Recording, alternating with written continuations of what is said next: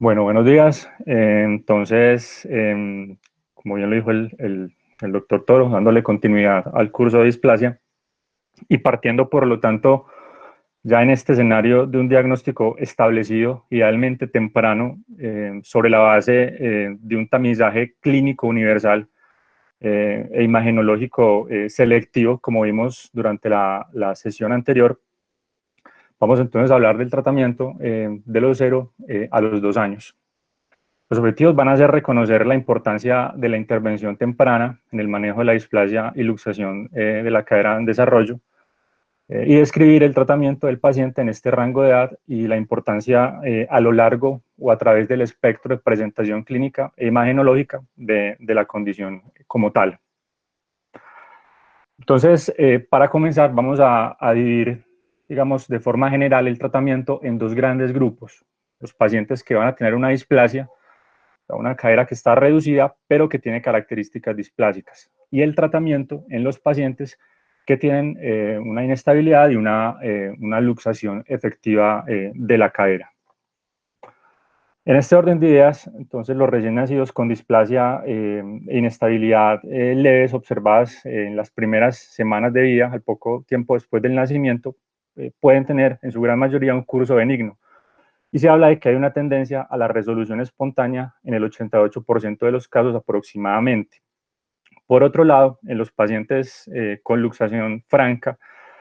a menudo, digamos que van a tener una tendencia al desarrollo y a la progresión de la displasia, y la resolución espontánea es poco probable sin una intervención adicional, especialmente en aquellos niños que se presentan un poquito más tardío, usualmente por encima de los 6 meses de edad como tal. Sin embargo, si uno no hace el diagnóstico al momento del nacimiento, si se retrasa el diagnóstico, la historia natural de la displasia o la luxación de la cadera puede seguir uno de los siguientes 4 escenarios que se presentan. Como dijimos, puede volverse normal la tendencia a la resolución en un gran porcentaje de los pacientes, puede permanecer reducida, pero presentar características displásicas, puede progresar a una subluxación o puede continuar hasta la luxación franca como tal. La historia natural de las luxaciones, digamos, no tratadas, depende esencialmente de dos factores. Va a depender de la bilateralidad y del desarrollo o la falta del desarrollo de un falso acetábulo. En el caso de los pacientes, por ejemplo, con luxación bilateral no tratada, pero que no tienen o que no han desarrollado un acetábulo falso, básicamente porque la cabeza femoral no entra en contacto con el ilíaco y está, digamos, hay una interposición de tejidos blandos. Generalmente son pacientes que van a presentar, digamos, un rango de movimiento relativamente funcional, que no presentan dolor, pero que sin embargo tienen una tendencia a desarrollar progresivamente una hiperlordosis y posteriormente un dolor lumbar que se desarrollará pues como con el tiempo. En el caso de que la cabeza femoral que esté completamente luxada se articule con el ilion y el paciente desarrolle un falso acetábulo, eventualmente va a desarrollar una artritis degenerativa secundaria como tal. En el caso de los pacientes con luxaciones unilaterales, pues tenemos que usualmente van a tener un peor pronóstico que aquellos con luxaciones bilaterales, en la medida en que van a tener más problemas funcionales, fundamentalmente en relación con discrepancia en longitud de extremidades, alteraciones, digamos, en fuerza, movimientos que tienden a ser más asimétricos, van a desarrollar trastornos de la marcha más marcados y posiblemente también trastornos a nivel de la rodilla. En cuanto a la historia natural del paciente con una subluxación de cadera, es claro pues, que eventualmente la enfermedad degenerativa articular se va a desarrollar con el tiempo y usualmente van a empezar a desarrollar digamos, esta condición y las manifestaciones clínicas alrededor de la tercera o la cuarta década de vida. En tanto que la historia natural del paciente con displasia no tratada en adultos suele ser más difícil de predecir en la medida en que muchos pacientes, pues, digamos que por un periodo de tiempo no presentan hallazgos al examen físico o manifestaciones clínicas, y la displasia muchas veces se revela como un hallazgo incidental en estudios imagenológicos o cuando eventualmente en casos más avanzados el paciente pues ya va a presentar manifestaciones clínicas. Entonces, básicamente, si el diagnóstico de displasia o luxación no se realiza al poco tiempo del nacimiento, digamos que van a empezar a aparecer una serie de obstáculos para la reducción de esa cadera. Cada vez va a ser mayor la dificultad van a ser múltiples obstáculos cada vez, o en la medida en que se retrase el diagnóstico, y cada vez va a ser más difícil de superar esos obstáculos propiamente con métodos que no sean quirúrgicos. Adicionalmente, los pacientes van a tener, digamos, un mayor riesgo relacionado con las intervenciones y los tratamientos que se puedan llevar a cabo, y los resultados pues van a ser menos predecibles a mayor edad, donde además la posibilidad pues como de restaurar el desarrollo del acetábulo es mucho menor, es mucho menos probable en esos pacientes. Entonces es así como el tratamiento de la displasia o propiamente de la luxación va a cambiar con la edad de presentación del paciente. A una edad posterior, con el retraso en el diagnóstico, pues eminentemente el deterioro de los resultados pues, va a ser mucho mayor, va a ser creciente, con más complicaciones y peores resultados funcionales. Usualmente se dice que se alcanza un punto de inflexión alrededor de los 8 años, después de lo cual, digamos que las complicaciones del tratamiento pueden, digamos, estar asociadas con resultados menos favorables que el curso mismo pues, de la enfermedad que no se trata. Entonces existe una correlación entre la displasia residual y la edad de reducción del paciente, ¿cierto? En esta gráfica de Lindstrom vemos que demostró que el índice acetabular en seguimiento, digamos que está directamente relacionado con la edad en la cual se realiza la reducción inicial de la cadera, básicamente. Varios autores adicionalmente han informado o han descrito que la remodelación del acetábulo no puede garantizarse después de los 18 meses, aunque por otro lado, otros autores también y en otros textos también se sugiere que la remodelación puede ocurrir hasta, digamos, una edad tan avanzada como alrededor de los 8 años en el paciente. Sin embargo, y a pesar como esta variabilidad en los conceptos, digamos que se acepta que la remodelación del acetábulo pues es mucho más predecible en pacientes menores de 4 años de edad, y ahí la importancia de poder intervenir lo más tempranamente posible a estos pacientes. Y que a pesar de que el tratamiento pues como tal debe ser individualizado para cada caso, digamos que seguir en un momento determinado un algoritmo de manejo de acuerdo a la edad de presentación del paciente va a ser pues como un punto de partida importante para poder establecer un programa y un manejo pues como lógico para cada uno de los pacientes como tal. Entonces básicamente los principios y objetivos del tratamiento del paciente, ya sea con displasia o con luxación, pues van a ser los siguientes. En el caso del paciente con displasia, eminentemente será mantener la cadera reducida, fundamentalmente para proporcionar ese entorno biomecánico óptimo o adecuado para que tenga lugar el desarrollo de la cabeza femoral y el desarrollo del acetábulo. Mientras que por otro lado, en el paciente con una luxación establecida, pues el objetivo básicamente es obtener la reducción concéntrica. Y una vez obtenida esa reducción concéntrica, pues nuevamente pasamos como a los objetivos del paciente con la cadera displásica, que es mantenerla en el tiempo para estimular y fomentar ese desarrollo pues de la cabeza femoral y del acetábulo. Ambos objetivos, pues como dijimos, idealmente a una edad de presentación lo más tempranamente posible y con complicaciones mínimas, que sería pues como el escenario ideal en estos pacientes. Y esto pues va a ser dependiendo de la edad y digamos de dónde se encuentre el paciente a lo largo del espectro de la enfermedad, como estamos viendo básicamente. Pues en el caso del recién nacido, cuando se establece el diagnóstico, en términos generales, para definir cuándo iniciar el tratamiento, se habla de que en la subluxación de la articulación observada pues, cerca al momento del nacimiento se puede observar durante 3 semanas, ¿cierto? Ya vimos que había una alta tendencia a la resolución espontánea en un gran porcentaje de los pacientes, y después de las 3 semanas, si todavía hay evidencia de subluxación, ya sea pues o inestabilidad importante, ya sea al examen físico o por estudios ecográficos, se recomienda en ese momento iniciar el tratamiento. En el caso de una luxación completa de la articulación, la recomendación es básicamente iniciar el tratamiento sin un periodo de observación. Y en el caso de un paciente que presente características displásicas leves, por decirlo de alguna forma, al principio del proceso, esta revisión de Cochrane mostró que los lactantes que fueron identificados por tener, digamos, características de una displasia de cadera leve por hallazgos ecográficos, en la medida en que se posponía el tratamiento entre 2 a 8 semanas, se demostró que esto reduce la necesidad de tratamiento sin que necesariamente haya un aumento significativo en las tasas de diagnóstico tardío de displasia o aumento en las tasas de necesidad de intervenciones quirúrgicas a futuro, ¿cierto? Entonces lo que da lugar a permitir un periodo de observación antes de iniciar el tratamiento de este tipo de pacientes.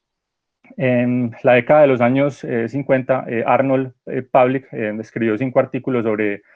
sobre displasia de cadera, sobre el arnés que diseñó, los principios del manejo y sus resultados. En total informó de alrededor de 1.912 pacientes con una tasa de buenos resultados de aproximadamente el 85% y una tasa de necrosis avascular del 2.8%.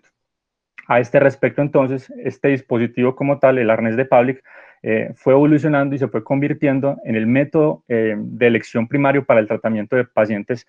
con todos los grados de displasia o luxación de la cadera en desarrollo. Y se ha aceptado como, digamos, el estándar, como el tratamiento estándar en todo el mundo para la mayoría de pacientes antes de los 6 meses de edad. Básicamente es el que más se ha estudiado a profundidad, más allá pues de los diferentes dispositivos ortopédicos que pueden existir o que pueden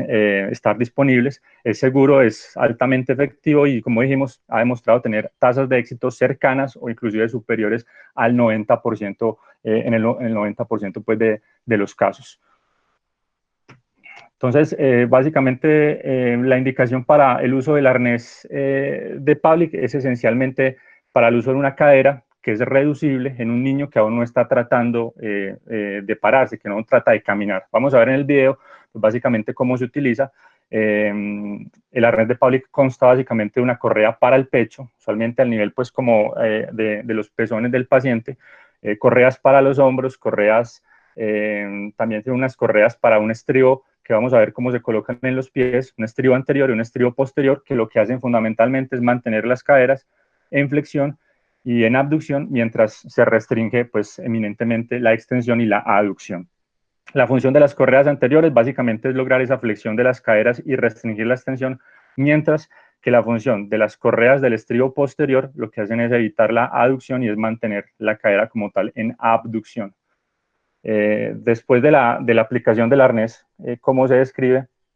Generalmente el efecto es que los aductores de la cadera contraídos generalmente tienden a estirarse, lo que permite un rango completo de aducción en aproximadamente 1 o 2 semanas para la mayoría de los pacientes. El movimiento de patada pues, que permite en la posición humana, entonces estira precisamente los aductores y promueve en este sentido la reducción espontánea de la cadera que está luxada y promueve el desarrollo del acetábulo. Entonces, básicamente, en la medida en que más tempranamente sea iniciado el tratamiento en los pacientes, significativamente, digamos, la tasa de éxito va a ser muchísimo mayor, especialmente en algunos textos se habla de que idealmente iniciarla antes de las 7 semanas de edad, pero que sin embargo también se describen que en pacientes entre 1 mes y hasta 9 meses de edad con displasia de cadera, digamos, o subluxación o con luxación, pueden ser manejados fácilmente y pueden ser manejados pues de forma efectiva con este tipo de dispositivos como tal. Entonces, este estudio que estoy referenciando en la diapositiva básicamente examinó o trató de examinar la influencia de diferentes factores de riesgo relacionados fundamentalmente con el paciente, como es el caso de la edad, del sexo, antecedentes familiares, presentación empodálica, oligohidramnios, y la relación de todos estos factores con la tasa de éxito del tratamiento con el arnés de Pavlik. Entonces, como resultado, básicamente se demostró que la edad fue la única variable que estuvo realmente relacionada con el paciente y que tuvo una influencia directa en la tasa de tratamiento o en la tasa de éxito del tratamiento. Los autores, con base en esto, concluyeron básicamente que el tratamiento con el arnés es mucho menos efectivo en niños a partir de los 4 meses de edad, en el momento en el cual se inicia por primera vez el tratamiento. Entonces, básicamente, idealmente, iniciarlo lo más tempranamente posible para obtener mejores resultados. E igualmente, también, digamos, como resultados o desenlaces secundarios, también encontraron que era mucho menos efectivo en aquellos pacientes con caderas luxadas y en caderas con techos acetabulares que estaban pues severamente deficientes como tal. Este otro estudio básicamente trató de establecer relaciones entre hallazgos ecográficos y el fracaso o el éxito del tratamiento con el arnés. Y básicamente concluyó que hay 2 hallazgos en ecografía que están vinculados con el resultado del tratamiento. Primero, la presencia de una cabeza femoral bajo el labrum está fuertemente asociada con el éxito en el manejo, en tanto que una cabeza femoral que está localizada sustancialmente en la parte superior y lateral del labrum se asocia pues con una tasa mayor de falla del tratamiento.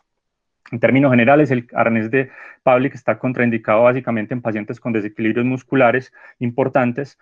con rigidez mayor, como en el caso de la artrogriposis, o una laxitud ligamentaria, como en el síndrome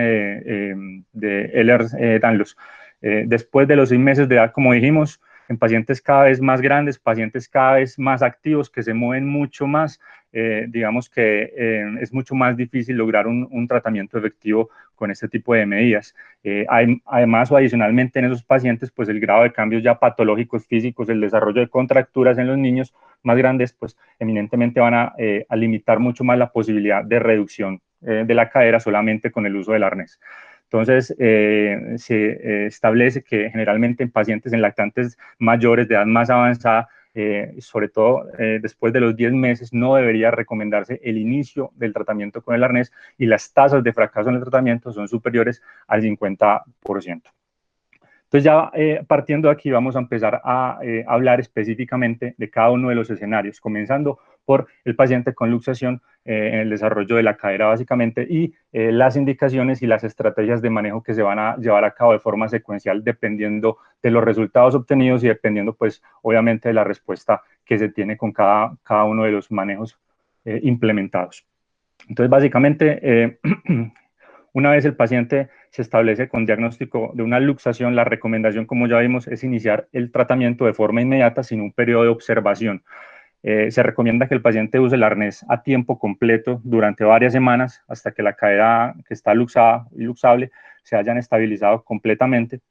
La duración informada del tratamiento en el arnés en las diferentes series varía entre 11 a 28 semanas, sin un consenso realmente claro sobre la duración del tratamiento. Se habla de reglas generales que, pues, si bien no están sustentadas bajo la evidencia, pues son recomendaciones sobre el uso del arnés y generalmente se dice que cuando la cadera se reduce con éxito, la edad del niño en el momento en que se estableció la reducción o la estabilidad de la cadera se le suman 3 meses para definir el tratamiento completo con el arnés. Con el paciente una vez se logre, digamos, la estabilidad y el seguimiento, digamos, semanal por ecografía y el ajuste apropiado y progresivo del arnés, se habla de que la estabilidad de la cadera usualmente se logra entre 1 y 3 semanas después del inicio del tratamiento y que una vez que la cadera se encuentra ya estable, el arnés se puede empezar digamos, a liberar progresivamente, paulatinamente. Inicialmente puede quitarse durante media hora al día para bañar al paciente y para la limpieza pues, del arnés. Y a partir de ahí seguir con un seguimiento cada 2 semanas y algunos autores pues recomiendan que se inicie la liberación o por decirlo de alguna forma el destete del aparato después de 6 semanas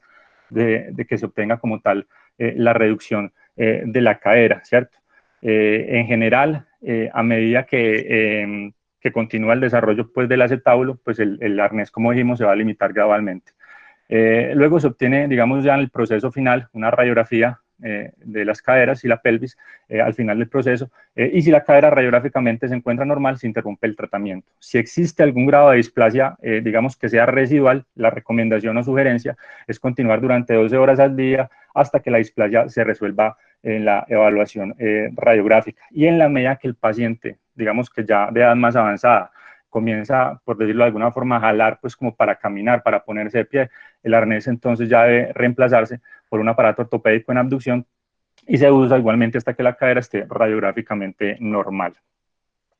Entonces, como dijimos, la ecografía básicamente es extremadamente útil en este escenario, en el tratamiento temprano de un paciente con luxación, el desarrollo de la cadera, el estudio inicial ecográfico, digamos, debe documentar la flexión y la dirección adecuada de la cabeza femoral orientada hacia el cartílago trirradiado. Y el paciente debe ser seguido semanalmente con la ecografía para verificar la reducción y posterior, pues, estabilización como tal. Digamos que la cadera que sigue mostrando clínicamente signos de inestabilidad, en ese caso la ecografía igualmente permite ver esa laxitud, permite determinar progresivamente y en el estudio seriado si ha existido algún tipo de mejoría o algún tipo de deterioro pues, con respecto a esa inestabilidad. Y en la medida en que exista incertidumbre acerca de la adecuada posición de la cabeza con respecto al acetábulo, a pesar de la ecografía o a pesar de las radiografías que igualmente puedan solicitarse en un momento determinado, pues se recomienda la artrografía con el paciente bajo anestesia para poder evaluar realmente la reducción y poder continuar, digamos, de forma segura el tratamiento con el arnés. Digamos que es importante tener en cuenta con respecto a eso, que si a las 3 semanas de edad, o a las 3 semanas, perdón, de inicio del tratamiento, digamos que permanece inestable la cadera, se puede intentar como una medida o como una recomendación inicial hacer, digamos, un cambio a un brace en abducción para lograr el momento de la estabilidad y nuevamente en ese momento pasarlo al arnés básicamente, ¿cierto? Sin embargo, si la reducción de la cadera definitivamente no tiene éxito después de 3 semanas, se deben empezar a considerar otras opciones de tratamiento. Y es importante con respecto a esto tener en cuenta que cuando uno continúa el tratamiento con el arnés de Pavlik en una cadera que está luxada y que no logra los objetivos de reducción, eso puede potenciar la displasia, particularmente una displasia que comprometa el borde posterolateral en lo que se conoce como la enfermedad del Pavlik, y lo que puede aumentar pues eminentemente la dificultad en la reducción cerrada posterior de la cadera. Entonces, si la cadera aún no se reduce después de 3 semanas, generalmente, digamos, la secuencia es continuar un tratamiento tradicional, como vamos a ver más adelante, que incluye muchas veces la tracción, las tenotomías de aductores, reducción cerrada y la inmovilización en un yeso pelvipédico. El uso del arnés, pues eminentemente puede tener también o acompañarse de complicaciones, generalmente, digamos que la complicación más grave, pero digamos que afortunadamente la más rara es la necrosis avascular. Las tasas de necrosis avascular después del tratamiento con el arnés varían entre el 0 hasta el 28% dependiendo de la serie que se esté revisando. Digamos que la prevalencia ha sido mucho mayor en aquellos pacientes en quienes se manejan para tratar una luxación completa de la cadera en lugar de una displasia como tal. Entonces es una de las complicaciones más importantes. Igualmente la flexión excesiva de la cadera puede llevar a una luxación inferior de la cadera. Se recomienda para evitar esto pues relajar las correas del estribo de flexión que son las anteriores y ocasionalmente pues las correas posteriores. Igualmente la flexión excesiva y prolongada de la cadera puede inducir una parálisis del nervio femoral. Generalmente afecta pues el lado afectado alrededor de la segunda semana según lo que se describe y tiende a tener una resolución más o menos alrededor de las 2 semanas siguientes, ¿cierto? Y se habla que también es una complicación muy predictiva del fracaso del tratamiento. Otras dificultades pues también incluyen o están relacionadas con un arnés que está mal diseñado, pacientes con retraso en el desarrollo, básicamente, o algunos bebés pues que pueden tener algún tipo de trastorno neuromuscular o del colágeno que pueda retrasar el desarrollo del niño pues y como tal de la cadera. Y muy importante tener en cuenta que los papás van a jugar un papel clave en el éxito del paciente que es manejado con el arnés. Deben ser educados tanto sobre el proceso de la enfermedad como sobre el uso adecuado pues, del arnés. La ortosis en abducción, entonces, es una alternativa, como vimos, para pacientes de mayor edad, en la medida en que, digamos, permite un mayor movimiento, permite que el paciente inclusive pueda caminar,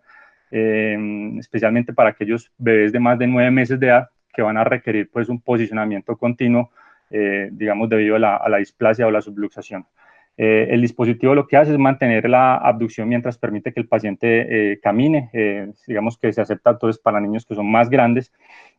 generalmente después de los 18 meses de edad se utiliza solamente por la noche, pues obviamente dependiendo de los hallazgos radiográficos. Digamos que un estudio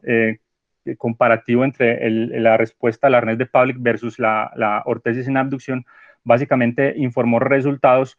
muy similares o comparables, especialmente en el grupo de pacientes entre los 0 y los 6 meses que fueron manejados ya sea con el Pavlik o con la ortesis en abducción básicamente. Sin embargo, fue un estudio retrospectivo, entonces pues digamos que falta más investigación para realmente definir en qué tan efectiva puede ser el tratamiento desde un principio con la ortesis en abducción. Entonces finalmente, o digamos para continuar, en aquel paciente digamos que no logra una adecuada reducción o no logra los objetivos propuestos con base en el tratamiento conservador inicial, la reducción de la cadera, la reducción cerrada bajo anestesia general, generalmente se intenta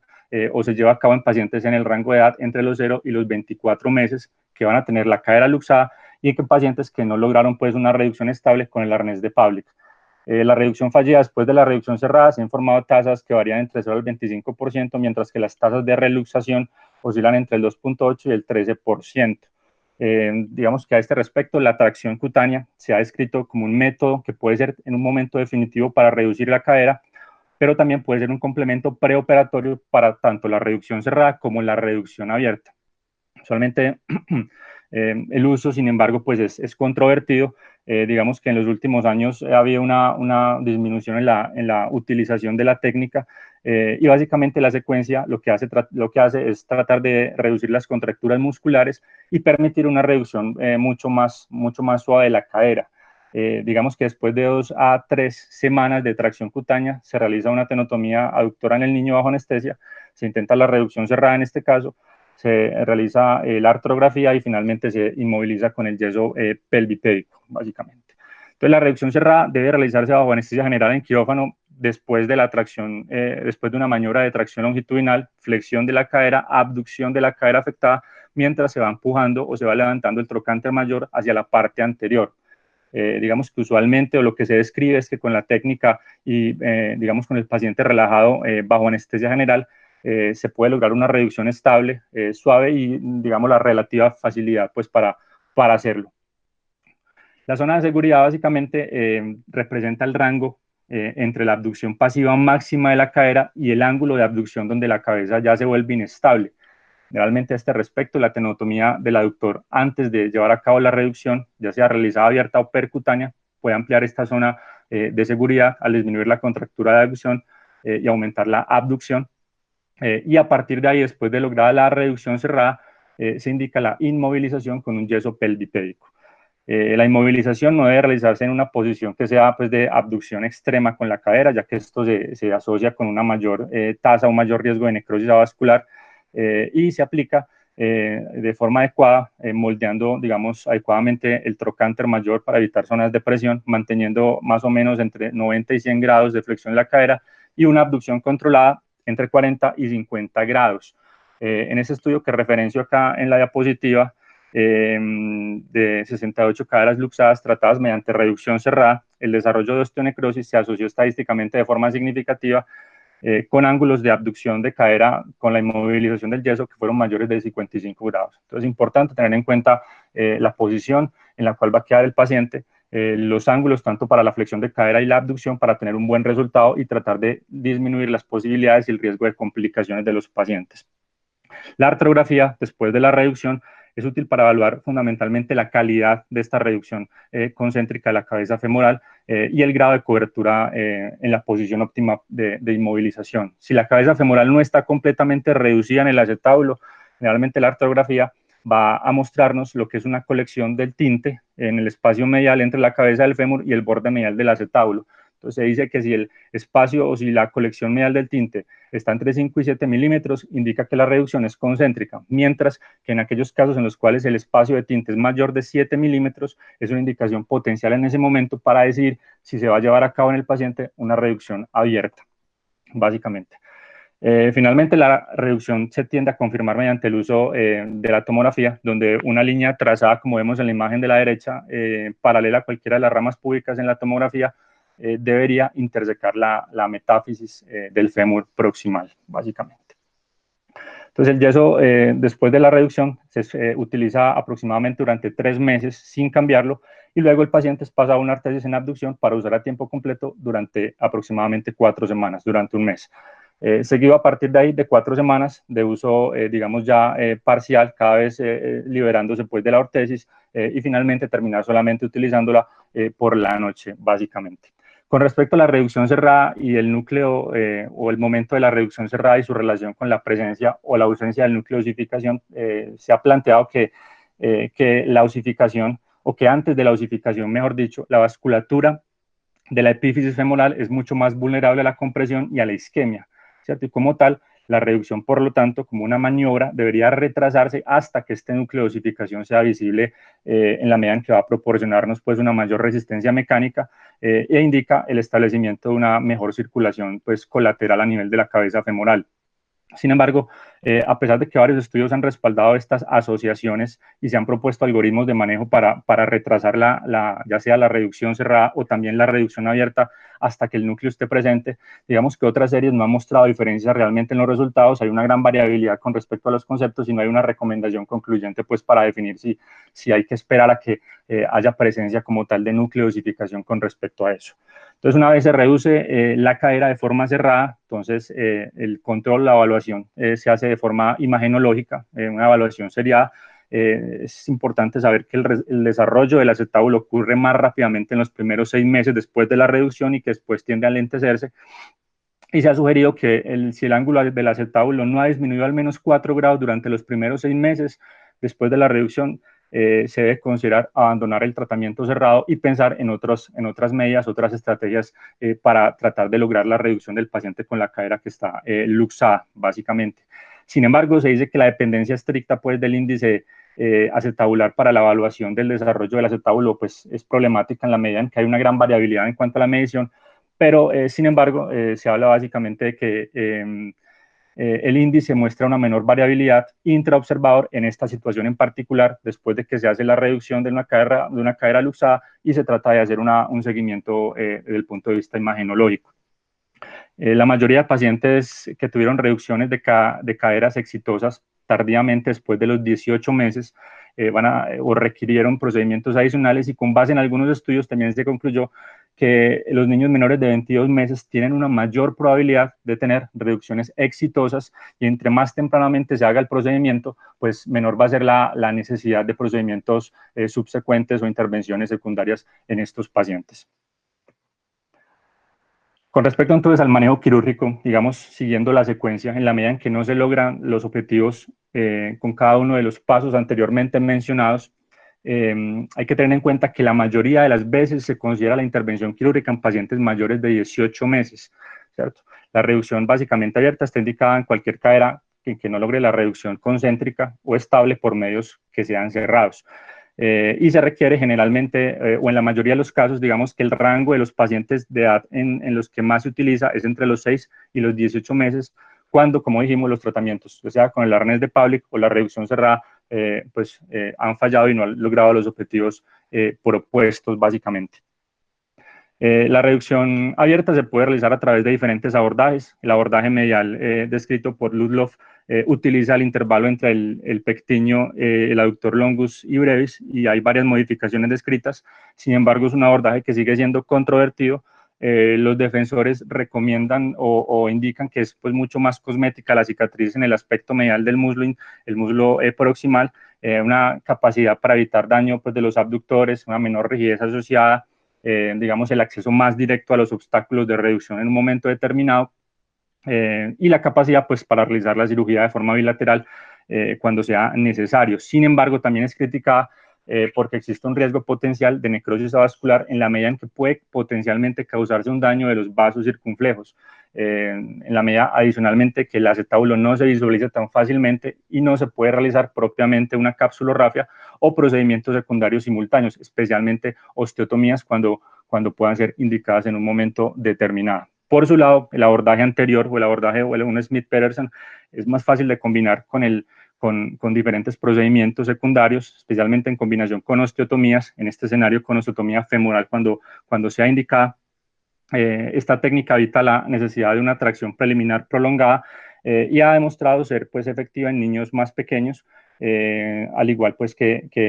en niños pues, digamos, más grandecitos. La prevalencia de necrosis avascular oscila alrededor del 10% y que es muy comparable con los niños de mayor edad, usualmente 3-4 años, que es donde generalmente se llevan a cabo procedimientos quirúrgicos con mayor frecuencia, básicamente.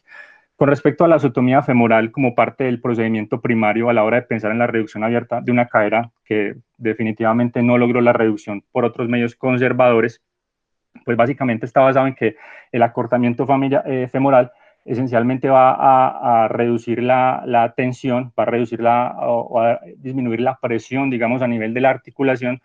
al momento de la reducción, lo que eminentemente pues está relacionado con una disminución en la tasa de osteonecrosis al eliminar pues como toda la tensión en los tejidos blandos alrededor de la cadera. Va a permitir al cirujano llevar a cabo un acortamiento y corregir en un momento determinado el grado de anteversión femoral excesiva. Se dice que en la luxación del desarrollo de la cadera, el fémur generalmente se antevierte entre 40 y 60 grados en comparación pues como con los 10 a 20 grados normales. El ángulo cervicoyaficiario suele ser, digamos, normal y no debería realmente alterarse con el procedimiento cuando se indica. Por lo tanto, lo que se indica es una osteotomía de acortamiento no varizante,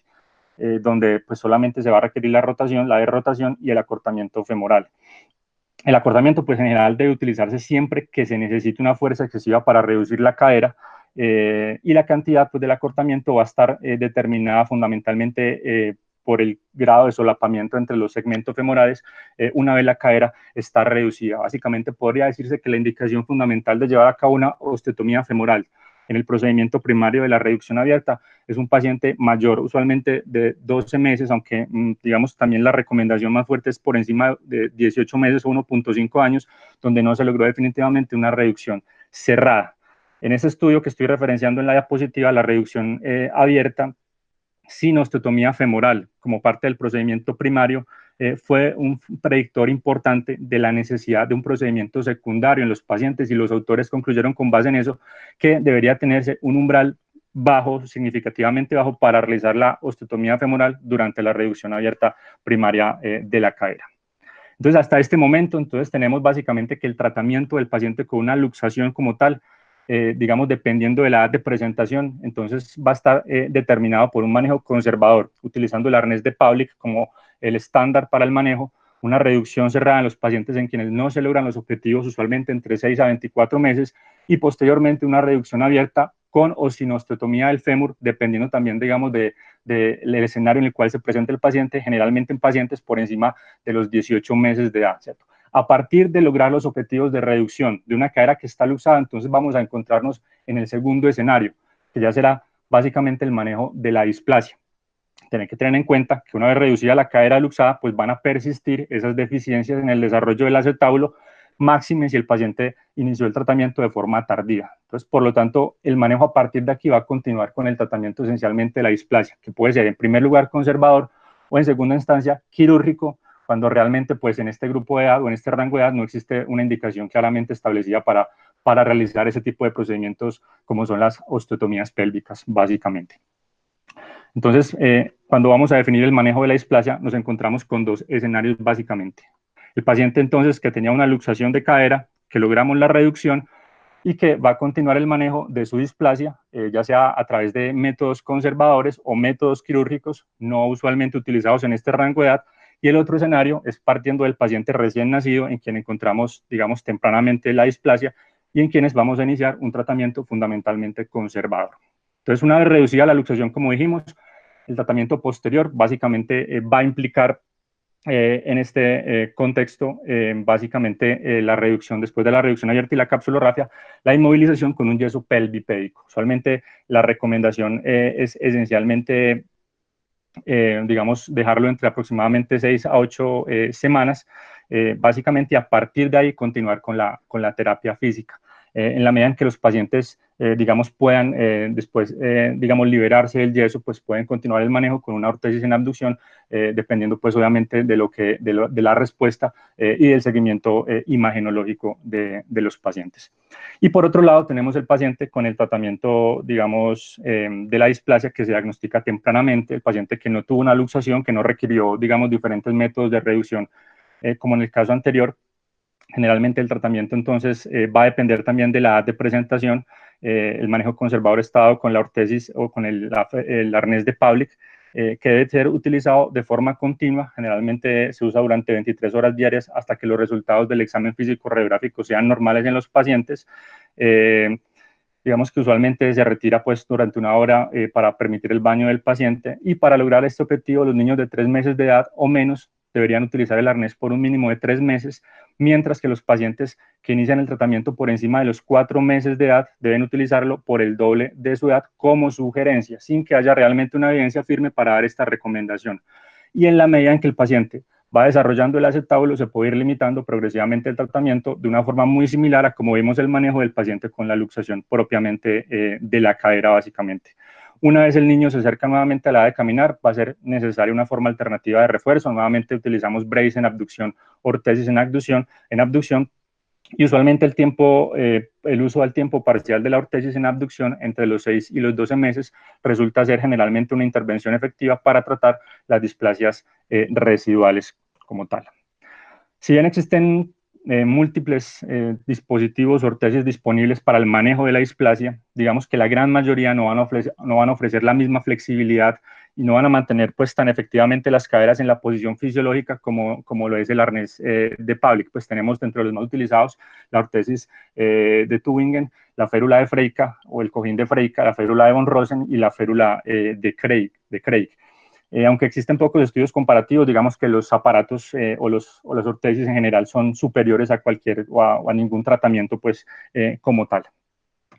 Finalmente, en el manejo de la displasia, ¿qué papel realmente van a jugar las osteotomías pélvicas en este rango de edad? Pues básicamente el fundamento de pensar en una osteotomía pélvica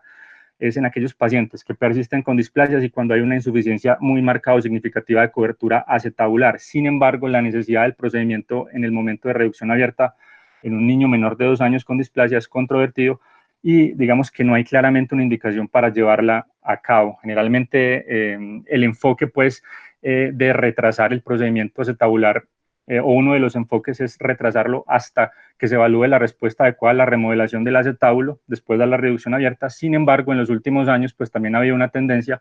a incluir las osteotomías pélvicas como parte de un procedimiento, digamos, primario para maximizar el potencial de desarrollo del acetábulo. Algunos digamos, lo recomiendan como parte del procedimiento primario, básicamente, y concluyen que la remodelación del acetábulo puede, después de una reducción abierta de la cadera y la osteotomía innominada, siendo, digamos, uno de los procedimientos más frecuentes como parte de ese procedimiento primario, es mucho más